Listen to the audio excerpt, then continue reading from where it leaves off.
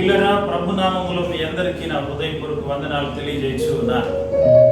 దేవుని కృపను బట్టి అనుదినము ఈ యొక్క వర్తమానములను వీక్షించు మీ ప్రార్థన అవసరతలు మాతో పంచుకుంటూ ఉన్నటువంటి దేవుని బిడ్డలైన మీకు ప్రత్యేక హృదయపూర్వక వందనాలు తెలియజేస్తూ ఉన్నాను. చిన్న ప్రార్థన చేసుకుందాం. దేవా, మీ కృపను బట్టి ఈ దినము దేవదూతలు అనేటువంటి అంశము ప్రభువా మీ వాక్యంలో నుండి ఎవరెవరికి ఏ రీతిగా సహాయపడ్డారో ప్రభువా అంశం మాట్లాడలే ఉండగా మీ కృప తోడుగా వచ్చి ఈ వర్తమానం వింటూ ఉండగానే తండ్రి మీ దూతల ప్రాకారమును చూచుటకు అగ్ని జ్వాల వంటి మీ ప్రాకారములో సురక్షితముగా క్షేమకరముగా మేమందరం ముందుకు సాగుటకు సహాయం చేసి వినగలిగే చెవి, గ్రహింపుగల మనస్సు, లోబడి హృదయం మా అందరికి దయచేయండి. నజరుడైన యేసు నామములో వేడుకొని ప్రార్థన చేసి బ్రతిమలాడి అడుగుచున్నాను తండ్రి, ఆమేన్.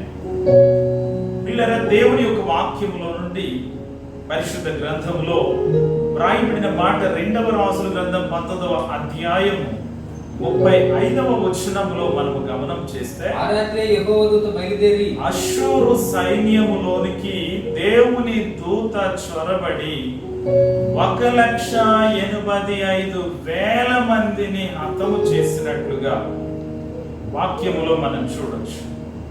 హిజ్కియా దేవుని యొక్క సన్నిధిలో దూతల ద్వారా ఉత్తరమును అందుకొని ఆ ఉత్తరమును దేవుని మందిరములో తెరిచి దానిని పరిచి ప్రభు సన్నిధిలో ప్రార్థన చేసినప్పుడు దేవుడు రాజు యొక్క మనవిని ఆలకించి పరలోకము నుండి దేవదూతను పంపించినప్పుడు ఆ దూత వచ్చి శత్రు సేనలలో 1,85,000 మందిని హతమార్చినట్లుగా మనం చూస్తున్నాం. ఒక వ్యక్తి యొక్క ప్రార్థన, ఒక దేవుని బిడ్డ విశ్వాసంతో ప్రార్థన చేసినప్పుడు, ఒక దేవుని బిడ్డ నమ్మికతో ప్రార్థన చేసినప్పుడు, హృదయపూర్వకముగా మొరపెట్టినప్పుడు ఆ మొరను వినిన దేవుడు సహాయము నిమిత్తమై దేవుని దూతను పంపించడాన్ని మనం చూడొచ్చు. బదరి వృక్షం క్రింద ఏలియా మరణాపేక్ష కలిగిన వాడై నిద్రించుచు ఉన్నప్పుడు ప్రభువా ఇంత మటుకు చాలు అని చెప్పి, ఎదుగో నా పితరుల కంటే నేనేమి గొప్పవాడినేమి కాదు, కాబట్టి ఇంత మటుకు చాలు, నా ప్రాణం తీసుకోమని చెప్పి అతడు మాట్లాడిన మాట ఆ వృక్షం కింద నిద్రించుచు ఉండగా దేవుడు తన దూతను పంపించారు. ఎందుకో తెలుసా? ఏలియా మరణించుట దేవుని చిత్తం కాదు గనుక దేవుని దూత వచ్చి తట్టి లేపి భోజనము పెట్టిన తరువాత అతడు మరలా నిద్రించుచు ఉన్నప్పుడు దేవదూత మరలా తిరిగి లేపి అతనికి భోజనము పెట్టి, ఇదిగో ఆ భోజనపు బలము చేత 40 దినములు ప్రయాణం చేసినట్లుగా మనం చూస్తాం. దూత రావడం, తట్టడం, ఆ దూత తట్టి భోజనం పెట్టడం ఎంత ఆశ్చర్యకరమైన విషయం.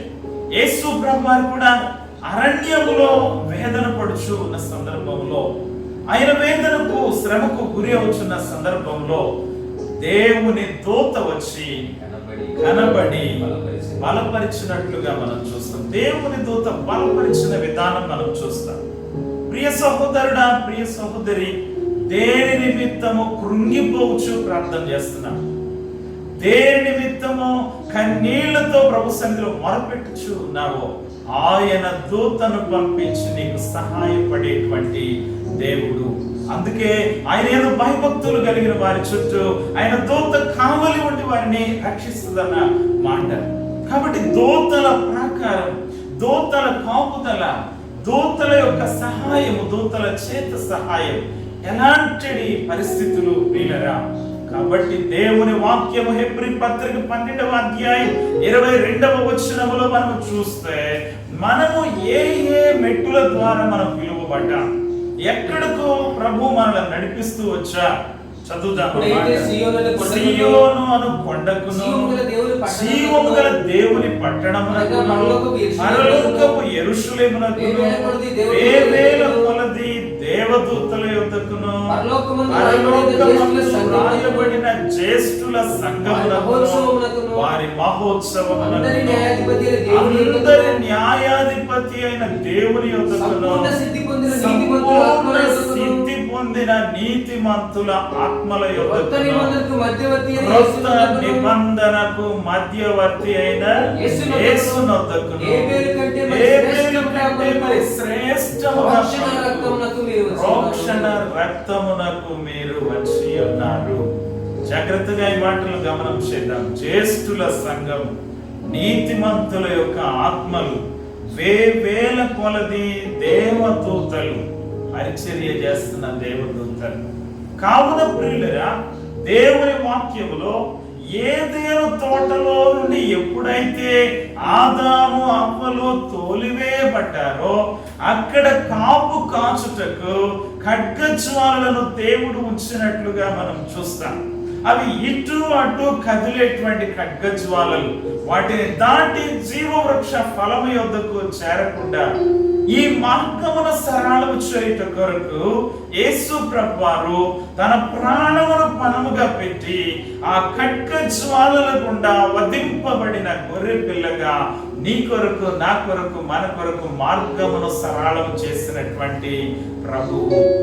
కాబట్టి ఆ మార్గములో పయనించి జీవ వృక్షమునకు హక్కుదారులు అవ్వాలంట. మనము గుమ్మముల గుండా ప్రయాణం చేయాలంట. ఆయన రాజ్య వారసత్వాన్ని సంపాదించుకోవాలంట. కాబట్టి ప్రియులరా, పరిశుద్ధ గ్రంథములో యెరికో పట్టణపు గోడలు, దాని ద్వారములు గట్టిగా మూసివేయబడి ఉన్నప్పుడు ఎట్టి సహాయము దొరుకుతూ వచ్చింది. పరిశుద్ధ గ్రంథము 24వ కీర్తన 8వ వచనములో వ్రాయబడిన మాటను చదువుకుందాం. 24వ కీర్తన 8వ వచనం. మహిమ గల ఈ రాజు ఎవడు? బల శౌర్యములు గల యెహోవా, యుద్ధ శూరుడైన యెహోవా, బల సౌందర్యములు కలిగినటువంటి, యుద్ధ శూరుడైనటువంటి యెహోవా, మహిమ కలిగిన రాజు. ఈ మహిమ కలిగిన రాజుకు మనం ప్రార్థన చేసినప్పుడు మహిమలో మన ప్రతి అక్కర తీర్చబడుతుందని వాక్యం సెలవిస్తా ఉన్నది. కాబట్టి ఆయన మహిమలో మన ప్రతి అవసరత తీర్చబడాలంటే మనం ప్రార్థన చేయాలి. దానియేలు జీవితమును ఆలోచన చేస్తే చూడండి, ఇట్టి శాసనం మీద సంతకం చేయబడినని అతడు ఎరిగి ఉండి కూడా యథావిధిగా యెరూషలేము తట్టు కిటికీలను తెరిచి దినమునకు 3 మోకాళ్ళుని ప్రార్థన చేసినటువంటి విధానం, అతడు మొరపెట్టినటువంటి విధానం, సింహముల గుహలో పడద్రోయబడినప్పుడు చూడండి, దేవుని వాక్యం అన్నది నేను నా దేవుని దృష్టికి నిర్దోషినిగా కనబడితేనే కనుక ఆయన తన దూతను పెంచి సింహములు నాకు ఏ హాని చేయకుండా వాటి నోళ్లు మూయించను. దూతను పంపించారు నా దేవుడు. దూతను పంపించి సింహములు నాకు ఏ హాని చేయకుండా వాటి నోళ్లు మూయించేశారు. నిజమే, ఒక దేవుని బిడ్డ హృదయపూర్వకముగా మొరపెడితే, హృదయపూర్వకముగా కన్నీరు విడిస్తే, హృదయపూర్వకముగా ప్రభు సన్నిధిలో రోదనం చేస్తే దేవుని బిడ్డ యొక్క మనవిని ఆలకించి ఆయన తన దూతనంపించి కార్యము జరిగింపచేస్తారు. నీ పక్షమున కార్యసిద్ధి కలుగజేసే దేవుడు. ధైర్యం తెచ్చుకో నా ప్రియ దేవుని బిడ్డలారా. నిజముగా దానియేలు సింహముల గుహలో నుండి వెలుపలికి తీసిన తర్వాత ఎవరైతే దానియేలు మీద కుట్ర చేశారో ఆ దానియేలు మీద కుట్ర చేసిన వారిని తీసుకొని వచ్చి సింహముల గుహలోనికి త్రోసినప్పుడు ఏం జరిగిందంట? గుహ అడుగుకు రాకముందే సింహముల పాలైపోయారు. ఎముకలను సైతము అగుల గురికి ఒడి చేశాను. చూసారా ఎంత క్రూరమైన సింహములు దానియేలును గుహలోనికి పంపినప్పుడు ఎందుకని మౌనమైపోయినాయి? ఎందుకని తల వచ్చినాయి? ఆ రాత్రంతా దానియేలు దగ్గర ఎందుకు మోకరించి ఉండొచ్చు? కారణం ఏంటంటే దానియేలు ప్రార్థనా పరుడు. అతడు ఎప్పుడు తండ్రితో గడిపేటువంటి వాడు. కాబట్టి ప్రార్థించేటువంటి వ్యక్తి, ఒక దేవుని బిడ్డ, ప్రార్థించేటువంటి ఒక దేవుని బిడ్డ ఎప్పుడు దూతల తోడు కలిగి ఉంటారు. ఎందుకంటే తండ్రితో మాట్లాడుచూ ఉంటారు. కాబట్టి ప్రార్థించుటలో వెనకబడిపోతే కాపుదలలో కూడా వెనకబడిపోయినట్టు. ప్రార్థించుటలో వెనకబడిపోతే ఆ దూతల క్షేమం విషయంలో కూడా మనం వెనకబడిపోతున్నట్టు. ఎంత సమయం ప్రభుతో గడుపుతున్నా, ఎంత సమయం దేవుని సన్నిధిలో గడపగలుగుతూ ఉన్నా. ఒకానొక దైవజనుడు గొప్ప మీటింగ్ లో సువార్తను ప్రకటిస్తా ఉన్నాడంట. సువార్తను ఎంతో ఆత్మశక్తితో ప్రకటించుచు ఉన్న సందర్భంలో అనేక మంది జన సమూహం ఆ వర్తమానమును ఆలకించుచు ఉండగా భయంకరమైనటువంటి రౌడీ ఆ యొక్క జనుల మధ్యలో నుండి ఒక పదునైన కత్తి తీసుకొని పరుగున వస్తూ, ఇప్పుడు నీ అంతు చూస్తాను, నేను తెగ నరుకుతాను అని చెప్పేసి ఆ రౌడీయిజం చేసి ఆ వ్యక్తి పరుగెత్తుకుంటూ వస్తున్నప్పుడు వేల మంది కూర్చున్న ఎవ్వరు కూడా అతన్ని అడ్డుపడడానికి ధైర్యం చేయలేకపోయారు. బలిపీఠం దాకా వచ్చేసాడట. అట్టి సందర్భంలో ఆత్మలో బోధ చేయొచ్చు ఉన్న దైవజనుడు కేక వేశాడట. ఏమనో తెలుసా? మిఖాయేలు, నీవేమి చేయుచున్నావు అని కేక వేసినప్పుడు ఆ ఎత్తిన కత్తి ఆ చెయ్యి అలాగే బిగించబడిపోయింది. నిలబడిన చోట అలాగే కథలు లేకుండా ఉండిపోయాడు.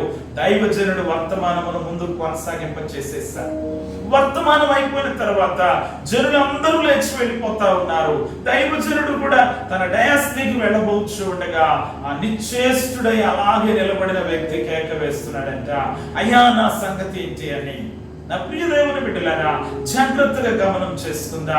రోషము కలిగిన దేవదూత, యుద్ధ నైపుణ్యత కలిగిన దేవదూత, పోరాడగలిగినటువంటి దేవదూతలు, కోటాను కోట్ల దూత గణము ప్రభు యొక్క సన్నిధిలో ఈ లోకములో ప్రతి వ్యక్తికి సహాయపడడానికి దానియేలు గ్రంథము 6వ అధ్యాయం 22వ వచనములో మనం చూసినట్లయితే, నేను నా దేవుని దృష్టికి నిర్దోషినిగా కనబడితిని కనుక ఆయన తన దూతను పంపించి సింహములు నాకు ఏ హాని చేయకుండా వాటి నోళ్లు మూయించను. దేవదూతలు, సహాయపడే దేవదూతలు, నిన్ను బలపరిచే దేవదూతలు, నిన్ను ధైర్యపరిచే దేవదూతలు.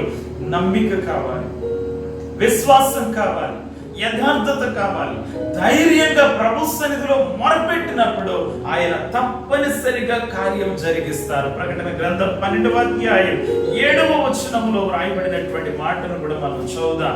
ప్రకటన గ్రంథం, పరలోకమందు యుద్ధము జరిగెను, మిఖాయేలును అతని దూతలను ఆ ఘట సర్పముతో యుద్ధము చేయవలెను ఉండగా ఆ ఘట సర్పమును దాని దూతలను యుద్ధము చేసిరి గాని నిలువలేకపోయారు. పరలోకమందు వారికి ఇక స్థలము ఎంత మాత్రము కూడా లేకపోయాను. పడద్రోయబడ్డ మిఖాయేలు యుద్ధం చేసిందంట. వారికి పరలోకములో చోటు లేకుండా పోయింది. ఘట సర్పము నిలవలేకపోయింది. పరలోకం పోరాడే మిఖాయేలు దేవదూత, జయించే మిఖాయేలు దేవదూత, దూసిన ఖడ్గము చేతబోని మిఖాయేలు దేవదూత నిలిచిన సందర్భం, ఎరికో పట్టణపు ప్రాకారములు ఎంతో బలమైనవిగా ఉన్నప్పుడు, శత్రువును జయించడానికి ఆ ప్రాకారముల యొక్క అడ్డు గడియలు బిగించబడి ఉన్నప్పుడు యెహోషువ కనిపెట్టుచు ఉండగా దూసిన కత్తి చేత పట్టుకొనిన దేవదూత వచ్చి నిలబడిందంట. యెహోషువ గ్రంథము 5:14లో వచ్చి నిలువబడినప్పుడు యెహోషువ ధైర్యపరచబడ్డాడు. నీవు ఎవరి పక్షమున వచ్చావని ప్రశ్న వేస్తున్నా. నేను యెహోవా సేనాధిపతిగా వచ్చా. ఎప్పుడైతే దూత వచ్చి బలపరిచిందో యెహోషువ ధైర్యము వహించాడు. ఆ గొప్ప ప్రాకారములు కూలిపోవడానికి సంబంధించిన కార్యము ముందుకు కొనసాగింప చేయగలిగాడు. దేని నిమిత్తమై అధైర్యపడుతున్నాం, దేని నిమిత్తమై అవిశ్వాసం నీలోనికి వచ్చేస్తా ఉన్నదో దేవుని వాక్యములో మనం గమనం చేసినట్టయితే, న్యాయాధిపతులలో ఒక స్త్రీ పొలములో ఉన్నప్పుడు దేవుని దూత ఆమె యొద్దకు వచ్చిందంట. ఆమెతో మాట్లాడిందంట. ఏమని మాట్లాడింది? ఎదుగో నీకు ఒక కుమారుడు కలుగుతాడు. ఆ కుమారుడు నీ గర్భములో పడినది మొదలు నీవు ద్రాక్ష రసమును గాని మద్యమును గాని నీవు ముట్టకూడదు, అపవిత్రమైన దేనిని కూడా తినకూడదు అని చెప్పినప్పుడు చూడండి, తన యజమాని, తన పెనిమిటి లేడు ఆ సమయంలో, తర్వాత ఇంటికి వచ్చి తన పెనిమిటితో చెప్పింది, అయ్యా ఈ రీతిగా ఇదిగో ఈ స్వరమును నేను విన్నాను అని చెప్పినప్పుడు పెనిమిటి కూడా ఆ స్వరం వినాలని, ఆ ఆ దూతను చూడాలని ఆశపడ్డాడు. అలాగే పెనిమిటిని కూడా పిలిచింది. దూత ప్రత్యక్షత జరిగింది. దూతతో మాట్లాడుచున్నారు. గర్భఫలము లేని దినాలలో దేవదూత వచ్చింది. నువ్వు గర్భము ధరించబోతున్నావు, నువ్వు కుమారుని కనబోతున్నావు. ఆ కుమారుని విషయం, ఆ కుమారుని పెంపకం విషయం నువ్వు ఇలాగ చేయాలి. దేవుని కృప వారిద్దరి జీవితంలో వెంటనే వారు విశ్వాసంతో ఏం చేశారట? బలి అర్పణ అర్పించినప్పుడు అగ్ని జ్వాల వచ్చింది ఆ అర్పణ మీదకి. ఆ అగ్ని జ్వాలలోనికి వచ్చారట దేవదూత. పరమునకు ఎక్కి వెళ్ళిపోయాడట. కాబట్టి సహాయం చేసే దేవదూతలు ఉన్నారు, ఆదుకునే దేవదూతలు ఉన్నారు, నీ అవసరత తీర్చే దేవదూతలు ఉన్నారు. ధైర్యం తెచ్చుకో, ధైర్యం తెచ్చుకో. నిన్ను ఓటమి చూడనీయరు నీ దేవుడు. ఎంత మొరపెట్టగలుగుచూ ఉన్నావు, ఎంత విశ్వాసంతో ప్రభు సన్నిధిలో ప్రార్థన చేయగలుగుచూ ఉన్నావు. పరిశుద్ధ గ్రంథములో మనం చూసినట్లయితే సంఖ్యాకాండములో రాయబడినటువంటి మాట 22వ అధ్యాయం 23వ వచనములో మనం చూసినట్లయితే అక్కడ బోర ధ్వని కనబడుచు ఉన్నది. యెహోవా దూత దూసి చేత పట్టుకొని త్రోవలో నిలిచి ఉండుట గాడిద చూసింది. చూడండి, దూసిన ఖడ్గము చేతబూరిన ఆ యొక్క దేవదూతను చూచి త్రోవ విడిచి పొలంలోకి వెళ్ళిపోతా ఉన్నది. మార్గమునకు అడ్డముగా నిలబడింది దేవదూత వచ్చి. ఎందుకని? అది సక్రమమైన మార్గము కాదు కాబట్టి. యెహోషువ గ్రంథములో కూడా యెహోషువ ఎదుట నిలువబడిన దేవదూత, న్యాయాధిపతులు 6:12లో గిద్యోను ఎదుట నిలువబడిన దేవదూత, ధైర్యపరిచిన దేవదూత, పరాక్రమము కలిగిన బలాఢ్యుడా అని పిలిచినటువంటి స్వరము. కాబట్టి ధైర్యం తెచ్చుకో. ఈ రీతిగా ఒక్కొక్కరిని బలపరిచిన దేవదూతలు నిన్ను, నన్ను, మనలను బలపరచడానికి సిద్ధముగా ఉన్నాయి. రిచర్డ్ వుర్న్బ్రాండ్ రుమేనియా దేశంలో జైలు శిక్ష, భూమి క్రింద భాగంలో 30 అడుగుల లోతులో శిక్షను అనుభవించుచున్న సమయంలో మతి చెలించిపోవాలని ఆయన ఎన్నో ప్రయత్నాలు చేసి ఒంటరితనమునకు అతన్ని గురి చేసిన ఆ ఒంటరితనమును జయించాడట రిచర్డ్ వుర్న్బ్రాండ్. ఎలాగ జయించాడు అని అంటే దేవునికి ప్రార్థన చేసేవాడట. ఆ నేలకు 30 అడుగుల లోతులలో ఆ యొక్క భయంకరమైన చీకటి బిలము లాంటి స్థలములో దేవునికి ప్రార్థన చేసేవాడట రిచర్డ్ వుర్న్బ్రాండ్. ఏమని ప్రార్థన చేసేవాడు అని అంటే, ఇదిగో ప్రభువా, నీ దూతలను పంపించయ్యా, నీ దూతలను పంపించు అని ప్రార్థన చేసినప్పుడు ఆ జైలు గదిలోనికి, ఆ నేల లోపలి భాగంలోనికి దూతలు వచ్చి కూర్చుండేవారట. ఆ దూతలకు ప్రసంగం చేసేవాడట రిచర్డ్ వుర్న్బ్రాండ్. ఒంటరిగా ఉన్న విశ్వాసుల యొద్దకు పంపించేవాడట. ఆ దూతలకు ప్రసంగం చేసి ఈ ప్రసంగమును ఒంటరిగా ఉండే విశ్వాసుల యొద్దకు తీసుకొని వెళ్ళమని. నా ప్రియ దేవుని బిడ్డలారా, 14 సంవత్సరముల తరువాత రిచర్డ్ వుర్న్బ్రాండ్ విడుదల పొందిన తర్వాత అతడు ఏం చేశాడంటే మరలా దూతలను పిలిచాడంట. మరలా దూతలను పిలిచి తాను చేసిన, ఇంతకు ముందు తాను చేసిన ప్రసంగములను అప్పగించమని అడిగి ఆ దూతల ప్రసంగములను అప్పగించినప్పుడు ఒక పుస్తకము రూపంలో రాశాడట. ఆ పుస్తకం యొక్క టైటిల్ జైలు గోడలు మాట్లాడిన ఎడల. ఆ చక్కటి టైటిల్ పెట్టి దేవదూతలు చేసిన ప్రసంగములు, దేవదూతలు తిరిగి రిచర్డ్ వుర్న్బ్రాండ్కు బోధించినప్పుడు ఆ ప్రసంగాలను పుస్తక రూపములో. నా ప్రియ దేవుని బిడ్డలారా, ఒంటరి చెరసాలలో ఒంటరిగా దూతల మధ్య చేసినటువంటి ప్రసంగము. ఈ తరుణమును బట్టి వాక్యము వింటున్న ప్రియ బిడ్డ, ధైర్యం తెచ్చుకో. ఏ అక్కరను బట్టి కృంగిపోతున్నావో, ఏ కొరతను బట్టి కృంగిపోతున్నావో, ఎట్టి నిందలను బట్టి కృంగిపోవచ్చు ఉన్నావో, విరిగి ప్రార్థన చేయి. ప్రభు సన్నిధిలో మొరపెట్టు. నీ మొర ఆలకించి దానియేలుకు సహాయముగా దూతను పంపించిన దేవుడు. దానియేలు 3 వారములు ఉపవాసం ఉన్నప్పుడు అతడు ఉపవాసమున మొదటి దినమునే జవాబును శుభవార్తలాగా గబ్రియేలు దేవదూతకి ఇచ్చి పంపించినప్పుడు పారసీక దేశపు దుష్ట శక్తులు గబ్రియేలును అడ్డగించినాయి. దానియేలు దాకా చేరనివ్వలేదు. 21 దినాలు గడిచిపోతా ఉన్నది. అట్టి సందర్భంలో మిఖాయేలు దిగి వచ్చాడట. గాబ్రియేలు సహాయముకు మిఖాయేలు దిగి వచ్చి ఆ పారసీక దుష్ట శక్తులతో పోరాడి తరువాత దానియేలుకు శుభవార్త వినబడింది. దానియేలు, నీవు ఉపవాసము ప్రార్థనకు ఉపక్రమించిన ఆ మొదటి దినమే నీకు జవాబు వచ్చేసింది. నా ప్రియ దేవుని బిడ్డ, జవాబు అందుకోబోతున్నా. ఒక మంచి శుభవార్తను దూతల ద్వారా దేవునికి అనుగ్రహింపబోతున్నా. ధైర్యం తెచ్చుకో. ప్రభు కొరకు సాక్షిగా నిలబడు. ఆయన యందు భయభక్తులు గల వారి చుట్టూ ఆయన దూత కావలి ఉండి వారిని రక్షిస్తుందని. అలాగే 91వ కీర్తనలో గమనం చేసినట్లయితే, ఎదుగో నీ పాదమునకు రాయి తగలకుండా వారు తమ చేతులతో నిన్ను ఎత్తిపడతారు. దూతల ప్రాకారం కలిగి, దేవుని కాపుదల కలిగి ప్రభు కొరకు సాక్షులముగా బ్రతుకుదాం. ప్రార్థన చేసుకుందాం. కృపగల తండ్రి, దయగల మా రక్షక, మీ పరిశుద్ధ పాదములకు వందనాలు, స్తుతులు, స్తోత్రాలు చెల్లిస్తూ ప్రార్థన చేస్తున్నాను. విశ్వాసముతో ఈ కొద్ది మాటలు ఆలకించిన మా ప్రియులను ధైర్యపరచమని ప్రార్థన చేస్తున్నాను. బలపరచమని ప్రార్థన చేస్తున్నాను.